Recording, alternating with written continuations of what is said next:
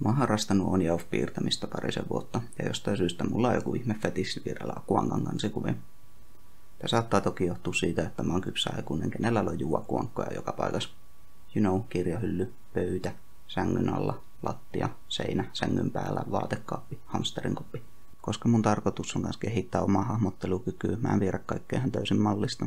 Välillä mä yritän säveltää näihin piirustuksiin jotain omaa, minkä takia esimerkiksi nyt tää Iineksen mekko on niin todella kummallisen muotoinen. Mä en ollut ihan varma, mitä näiden pensaitten kanssa tekisi. Tähän ensimmäiseen mä koitin ihan vapaalla kädellä piirrellä tämmöisiä oksa- ja neulasörkelmiä. Kyllä siitä kaukaa katsottuna erotti, että sen on tarkoitus olla pensas, mutta pakko myöntää, että ei tää oma räpellys nyt ihan vakuuttanut. Sitten välillä jonnekin, missä oma luovuus ei turhaan vaikeuta asioita. Tän akun takin kanssa mä pelkäsin lähinnä sitä, että nämä kaikki mustat sävyt vaan sekoittuis keskenään.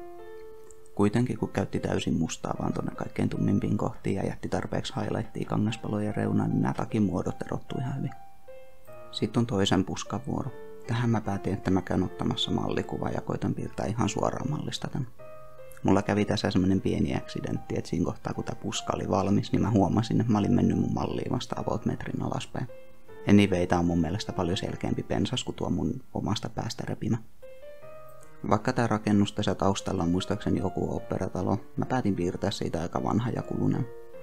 Osittain siksi, että näyttää vähän mielenkiintoisemmalta, mutta toisaalta myös sen takia, että tää antaa hyvän tekosyyn harjoitella tämmöisten pienten yksityiskohtien piirtelyyn.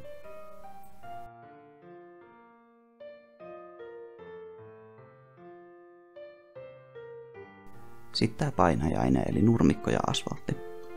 Nurmikon kanssa mä luonnollisesti päätin huijata ja vedellä vaan tämmösiä viivoja ruohon korsiksi, vaikka nurmikolla tietenkin kasvaa kaiken maailman muitakin lehtiä ja semmosia. Also nyt kun järjellä miettii, niin tommosille rappusille pitäisi varmaan mennä asfaltti. Mä en oo koskaan ennen piirtänyt asfalttia, et siihen mulla ei edes ollut mitään huijausmetodia valmiina. Mä kävin ulkoon kattelemassa, miltä se näyttää lähempää, mutta se on vaan läjä eri värisiä länttejä, ei siitä oikein mitään selkoa saanut. Mä lähdin siitä ajatuksesta, että mä piirrän mustat läntit ensin ja mä värittelen sit niitten ympärille vähän eri sävyillä. Ois se nyt ehkä huonomminkin voinut mennä, mutta pakko myöntää, että tää metodi ei nyt kyllä vakuuttanut ja pitää muistaa, että ensi kerralla kokeillaan jotain muuta. Jee, lunta. Valkoiseen paperiin, lyijykynällä. No ei, varmasti ihan kivaa. Alkajaisiksi mä tutkiskelin kuvista, että miten tämmönen lumijääraja katossa oikein toimii, ja mä päätin myös, että tänne kuvaan tulee jääpuikkoja, vaikka niitä tuossa mallissa ollutkaan. Mä kattelin myös kuvaa tämmöstä isosta lumikasasta ja mietin, että miten tota lähtis piirtämään, mutta ei siitä oikein mitään, se on vaan lunta. Mä väritin nämä jääpuikot ihan liian tummaksi, mutta mä huomasin tän oikeastaan vasta siinä kohtaa, kun tää kuva oli muuten pitkällä ja mä tajusin, miten vaaleita kaikki muu tässä kuvassa on. Koska mä en saanut mun lumikasamallikuvasta oikein mitään selvää, mä päätin kokeilla vähän laiskaa lähestymistapaa ja värittää tämmösiä erimuotoisia länttejä tähän.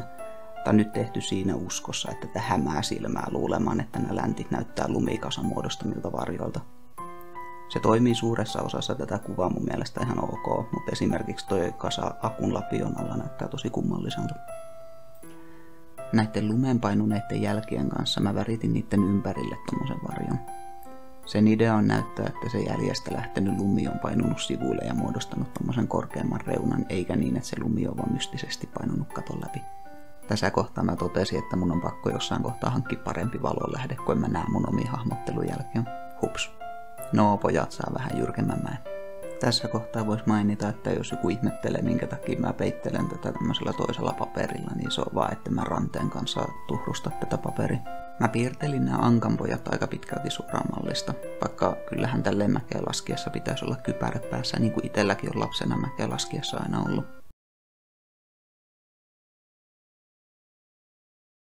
Mä mietin aika pitkään, että niitä kypäriä olisi voinut näille kahdelle viimeiselle kokeilla, mutta mä tulin siihen tulokseen, että en mä halua lähteä niin paljon säheltämään itse vielä.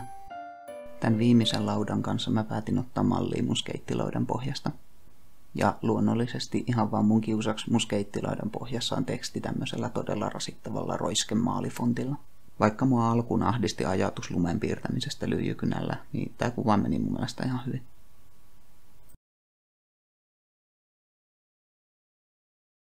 Tää seuraava kuva ei vaikuttanut kauhean pahalta, vaikka mä kyllä vähän ahdisti toi taskulamppu ja suurennuslasi.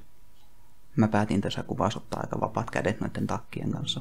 Mä hiukan kattelin netistä, että noi etsivät takit on oikeastaan aika löysää kangasta, niin mä lisäilin aika paljon kaiken maailman ryppyjä niihin, ja mä kans katoin, että ne laskee enemmän painovoiman suuntaan tässä.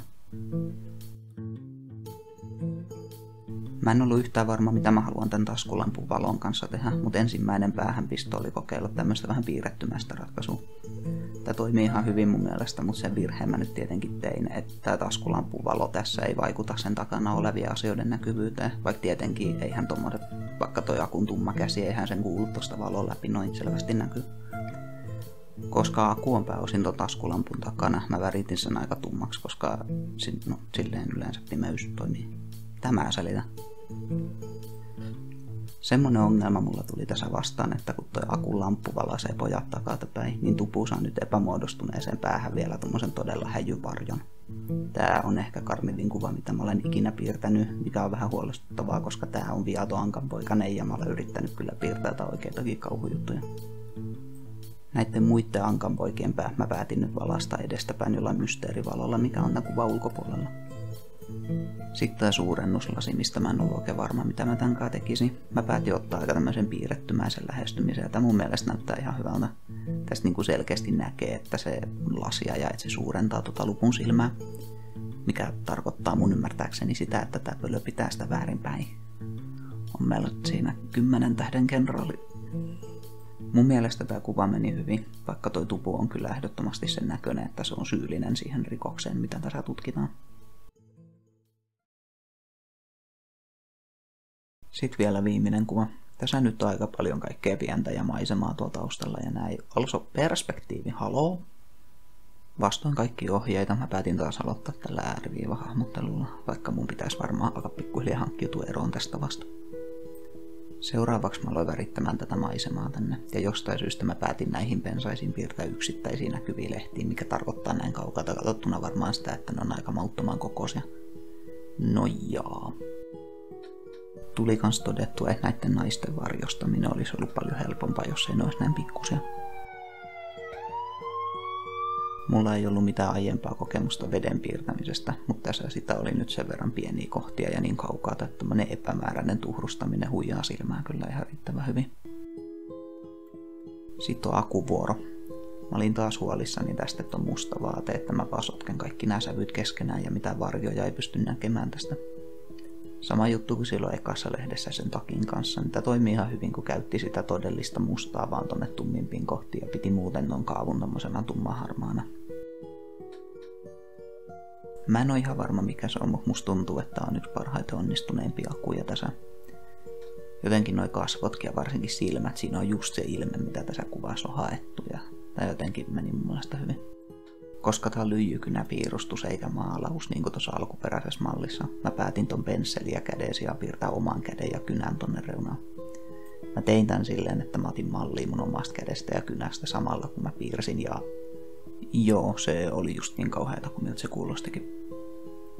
Vaikka ton käden piirtäminen oli oikeasti aika hanurista, niin jotenkin musta tuntuu, että tuo lopputulos on kyllä kädeksi niin kuin yllättävän uskottava. Noihin sillan lautoihin mä katsoin mallia täällä kämpässä löytyvistä puisista ovista. Mä huomasin, että lautoihin noi puiden renkaat muodostaa tommosia aika pitkiä rinkejä.